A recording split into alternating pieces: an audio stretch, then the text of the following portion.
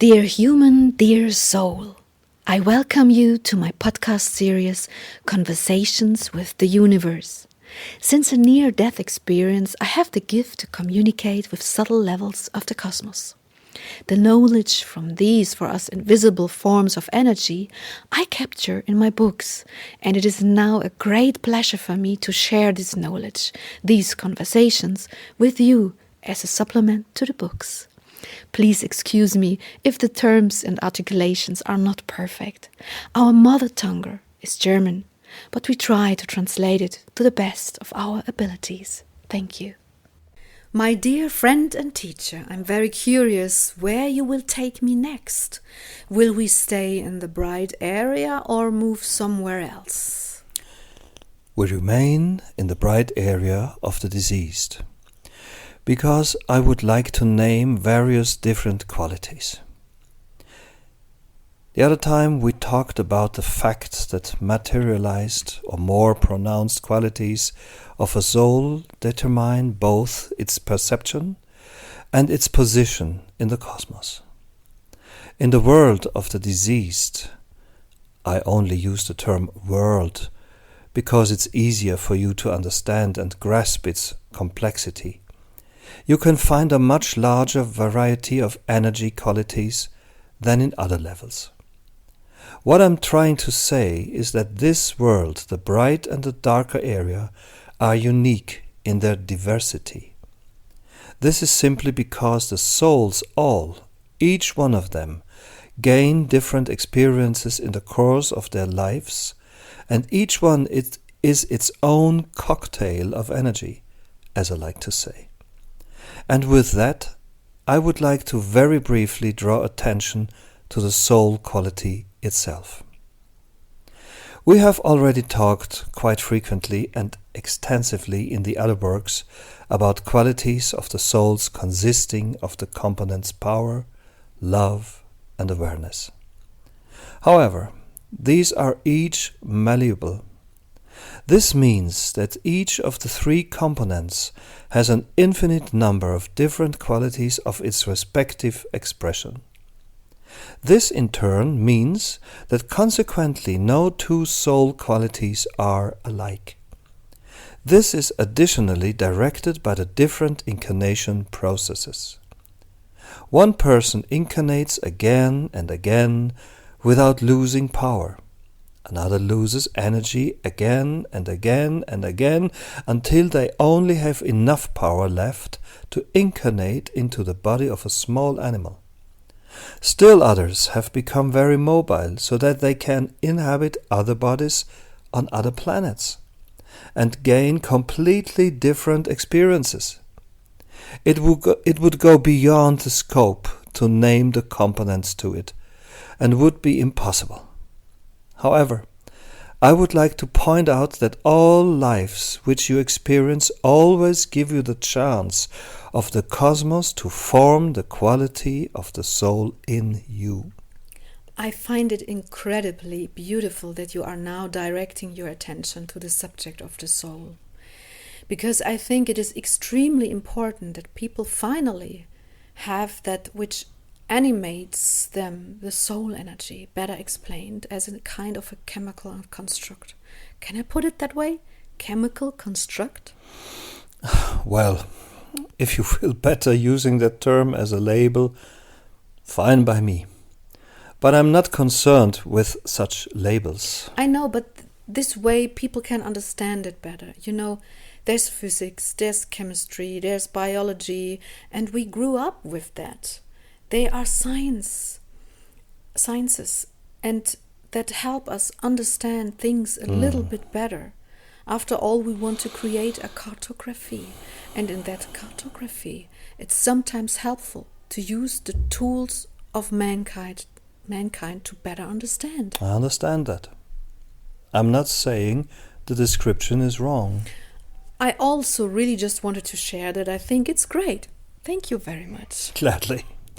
Let's start with a description of the soul's primordial ooze. Do you really mean primordial ooze? Yes. Why primordial ooze? We don't know that word, sorry. Because the energetics actually resemble a kind of subtle bundled consistency that you call ooze. Very, very soft and flexible, but individually material. Okay, well then, please continue. At the beginning of its journey, the soul is a force that begins to unfold its individual power from the mother soul softly and very flexible, but without real shape. For this purpose, please imagine removing from a trough of water, which has a certain color and might be harder or softer, a part of this force without separating it completely. As I said, the water's consistency is a bit more solid, but still soft and fluid like ooze. This very soft consistency moves into a body. This form begins to settle in a body. And now the consciousness directs the thoughts of this being. The love directs their decisions, and the power directs their body. So all three components create individual steps and action.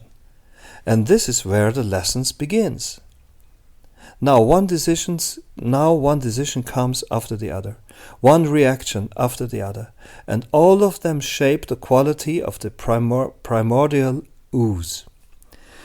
In the process, the soul energy consolidates and becomes more and more aware that in this form it can now act as an individual being. This awareness in turn strengthens the so-called primordial ooze and holds it together. Free will becomes stronger and more conscious by becoming more aware how distinct this energy unit, if that's what you want to call it, is. As early as the next uprooting from the body, that is, at a transition, this soul unit is more aware of itself than its incarnation. And so, what began as a very soft, unformed primordial ooze and started down this path solidifies and becomes more and more the result of all its actions and feelings. Yes, I understand. I have a question.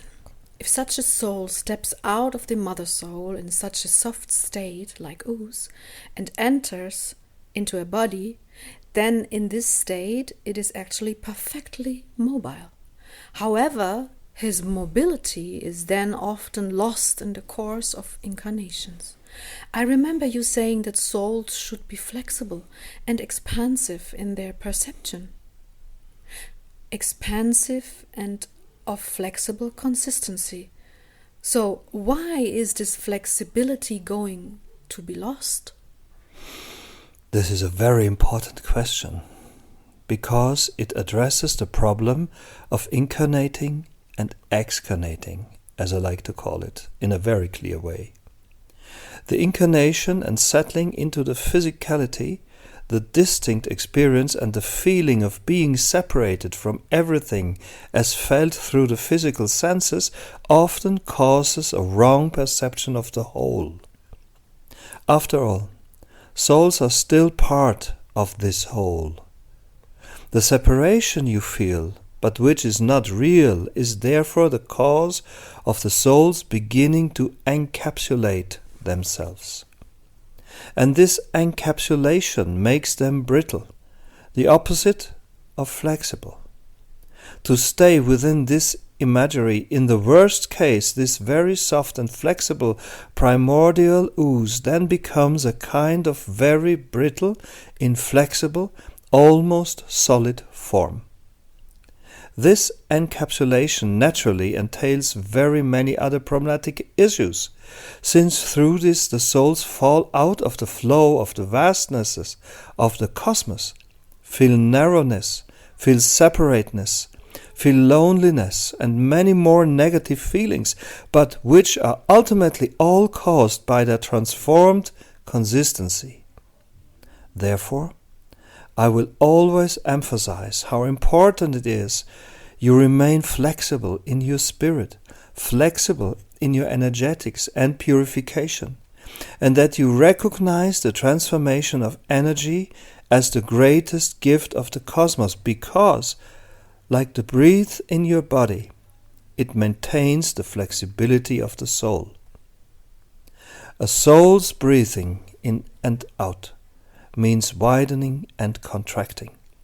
Widening when it excarnates, contracting when it incarnates, and yet always remaining open, loving, and powerful in its consistency. I understood that. You explained it wonderful and very nicely. In my opinion, there are more of these brittle souls, as you call them, than there are flexible ones, aren't there? Do not judge, dear. Please, do not judge. Okay. Let's stay with the topic of soul qualities. If you have already touched upon this in a chapter of the other book and episodes in the context of detachment.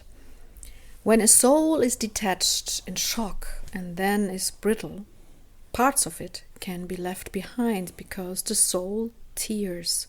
And again, I get this image of plasticine tearing apart.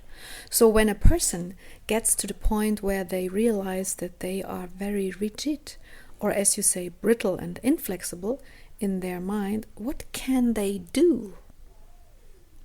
First of all, I would like to explain the components better by which you can recognize that the soul force is no longer as flexible as in its original state. You can see this in very simple components. At first, there is a feeling. If you sense a kind of cramping or rigidity or firmness in your abdomen, as if there was a solid lump sitting there, then that could be an indication. But since the soul is not only present in the abdominal area, this can also fill the whole body. Gout or other diseases that show inflexibility of the body can also be an indication that the soul energy has become very rigid. At the same time, you notice it in the spirit. If the external circumstances, people, actions, information, the environment seem predominantly negative, seem problematic, complicated, hopeless to you, then this is also an indication that the soul energy is tense. Therefore, an important tool is to always practice serenity. But I'm not yet finished with my description of the case study of how to recognize that a soul energy is tense. A very important indication is, of course, also the love power. All these energies certainly act in connection with each other, so that some people will feel a cramped sensation in the body, will perceive the world negatively, will predominantly perceive the problems instead of solutions or the beauty around them. But above all, they will not feel the love energy coming from within them. Love is accompanied by different gestures: compassion, kindness, peacefulness, benevolence, life-affirming impulses, and much, much more that promotes being human, being alive. If this is not expressed through the energetics of the soul, it is an indication that it has fallen into rigidity, and it's necessary to dissolve this, to transform. And how do we transform? Please help. First of all, the most important thing is reflection. Recognize the issues, because you can only transform what you have recognized. Therefore, the first step is always self-awareness. If based on this self-awareness, your desire is strong enough to transform, then the soul rigidity can be transformed very quickly indeed. And what can the souls do? I mean, what can people do? Physically, they should certainly remain nimble. They can employ stretching exercises to use the stretchability of the body and to connect the feeling with the soul. Please always make sure that your soul animates every single cell in your body. This means that if you stretch the body and are aware of the soul within you, become aware of it. Then stretching the body can actually stretch the soul again. Take advantage of this. Spiritually, of course, it's serenity, which more easily accompanies the power of love and the components I have mentioned: compassion, benevolence, kindness, friendliness, and peacefulness. It moves through the power of love and can let the mind achieve serenity and tranquility. Being able to look at things from a distance and sometimes lovingly letting go. This belongs together. But some souls require many, many other impulses from the outside to get back into mobility. Are you saying it doesn't just happen from within, but the outside is also necessary? Or is it enough if someone decides just within and takes these steps? Some souls require both the inner resolve and the external circumstances to change. Inner resolve alone is of no use if, for example, the environment you live in or the people you are surrounded by are the reason why your soul is encapsulated. The encapsulation is usually a form of protection. If this is the case, then the main thing is to change these circumstances. To distance yourself from the people and the circumstances that have caused the issue. I'm saying that different tools are necessary and that it is most important that they are at hand within yourself. But sometimes active steps in the external are required too. If love resides in the soul, all further steps will generate the freedom and flexibility of the soul again. If hatred and resentment reside in it, the encapsulation, the rigidity, will more and more influence its shape. We were once told that in principle the souls move very fast, at the simple speed of light, I think, right? Right. And if a soul has ended up in this rigid energetics, does it still move fast or not? No. This is exactly the essence of perceiving the different states of being. If the soul is slowed down, it will linger in the waiting room of the more rigid souls until it incarnates again. If it's more flexible, it will end up in the other, brighter plane. Oh, you explained that beautifully. I think it is now becoming very clear for the readers and listeners how all of this is connected. All in all, one can say that the interaction of all these components form the quality of the soul and thus its perception. Yes, exactly. In a rigid energy field, you perceive different things than from a flexible energy field, which is in flow with the energies of the cosmos. This is a law of energy. I see. I'm trying to find a corresponding image on Earth. And I end up yet again with the flow of being. Can I use the image that the flexible souls can move like lively fish in the river of being and swim with the current?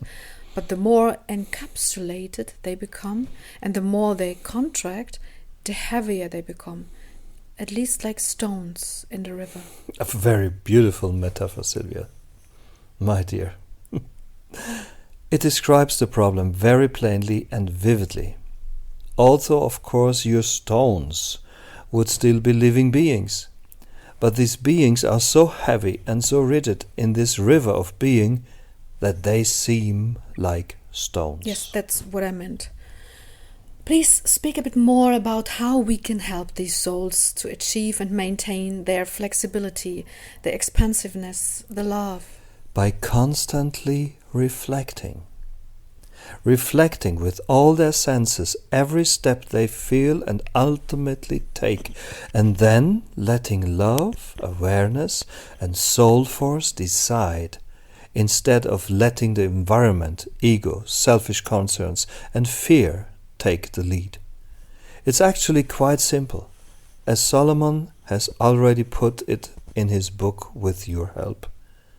Become human, but remain soul. Set your impulses as a soul, not as a human being. Live everything you do, everything you think, with the awareness that you are far more than just this body, and then let this great whole radiate from you and let it take effect. Your whole life changes when you adhere this framework. You said that beautifully. By the way, totally different questions. Do the souls have a smell?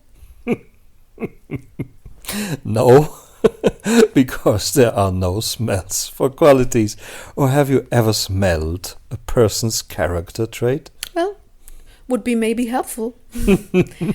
Can you please describe a bit more what it's like when you perceive souls? For example, do they flicker energetically? Do they radiate? Please try to describe a little. My perception, and I always like to emphasize that it's only my perception, that of a very curious researcher who has not incarnated for a while, but has incarnated many times before, is that the souls are like living, flickering energy fields. They animate the bodies by slipping into them and giving them the gift of awareness and love power. But they also do this to channel chi into the body through the neural pathways. This energetics in turn creates the aura fields around you. Thus, you are ultimately a kind of body that is animated by an energy field and that radiates with it. So, if the soul energy is powerful and pure, it radiates from the body with a larger radius than those who have less energy and are contaminated. Pulsating energy impulses from the energy fields of the souls is what I read. I see. So you don't see people's faces when they call you or in contact with you, right? No, not at all. I only see the flickering, pulsating energetics of the soul radiating from them. Interesting. If it's a white soul, it is very large, larger than others. And if it's rather contracted, it's naturally smaller. Contracted then also means more rigid. So the rigid energies also tend to be the darker ones, right? Right. That means that expansiveness in the soul also goes hand in hand with radiance, with power in general. Yes. I see. Have you ever seen souls that have split on purpose? No. I don't think it can be done that easily. I, for one, have never seen it, and I have considered all my studies. It doesn't make sense that this should happen. A soul energy is an individual energetics which is supposed to unfold further as such and has the potential to even become a mother soul at some point. Splitting the soul energy means reducing its actual energetics. Why should the cosmos do such thing? Well, I just was wondering, purely from a scientific point of view. Then let me ask this another way. What was the most remarkable thing you have ever seen in regards to the soul? When the soul enlarges so much that it expands into the realm of the mother souls. This is very impressive. Oh, I can imagine. We are assuming that people have heard what you have already told regarding the mother souls. I would like to summarize this a little bit so that the listeners do not have to pore over and over all the episodes to grasp the essence here. So, let me start. There is the source, and out of the source, mother souls are formed. For instance, energies, units smaller than the source, because the energy of the source as a whole cannot incarnate into a body. incarnation requires smaller units. And the first stage is the mother soul, which smaller soul units emerge. And it is these soul units that ultimately incarnate because they are small enough to stay and dwell in a body. Even a mother soul is still too big to incarnate into a body, but the mother soul is what people like to call their soul family, because it is, of course, a certain energetic that collects all the experiences that the small energetics we call souls make. It's about individuality. So you could call the mother soul a superordinate energetics, but each individual soul has the potential to expand and grow in such a way that it actually becomes a mother soul of its own. That is what Friend the Indians is referring to right now. Right? Right. Describe, please, what it looks like when something like this happens. When a soul has recognized and consciously expanded its entire potential, it begins to grow and expand, shining with infinite beauty, like a sun growing from a soul, bigger and bigger, wider and wider. It is like a birth, like a beautiful flame, which ultimately expands in a warm and larger manner, to then return to an even stronger connection with the power of the source and to merge with it. Okay, but now we have to be careful, because when you say merge, people might think that the newly formed mother soul returns to the source. Does not remain a mother soul, but it does, doesn't it? I mean, it remains an individual force, right? Right. I used the term merge because the mother soul energies are really, really close to the very high vibrational frequency of the source. And it's almost like a merging, but mostly like a very strong connection. I see. So the picture I get is in connection with this, is that a single small soul that animates my body is connected to the mother soul by a thin thread of energy or silver cord or whatever you want to call it. And through it is consequently also connected to the source. But if the energy is as big as a mother soul, then of course its connecting cord is much, much thicker and much, much bigger.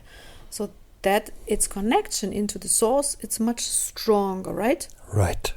Well, I'm not a fan of this picture that I painted here right now, but we will come back to this connecting cord later, because it's actually not what I think it is.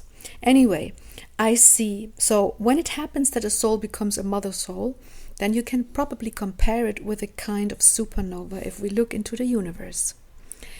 The only difference being that with a supernova, a sun is dying, while with what you have just described, a soul begins to go to a next level. It becomes a creative vessel that moves outside itself and which can release its own energy fields, giving birth of energy. Yes. Exciting. Is there something you would like to add on this subject of soul energy? Yes. Please. Once you understand that your individual decisions and steps in your respective incarnation, be that as a human being, an animal, or as another being on another planet, build the soul energy, then the phrase soul cocktail makes more sense to you. After all, each individual decision ultimately makes up the color and the quality that you pour into your vessel, into your primordial ooze, which, once very flexible, determines the birth of your soul. Preserve this flexibility by only adding loving, joyful and powerful impulses and colors of love to your vessel, and then your soul will shine in many colors, but especially in the colors of love and awareness, strong, big and bright. Stay flexible, stay joyful, stay loving and stay strong. Never let these qualities be taken from you, not by a moment, nor a being, nor a thought. That's a nice closing sentence for this chapter. Thank you. Is there anything else you would like to say now? No. Then thank you very much from the bottom of my heart. Thank you, love. Thank you, Sylvia.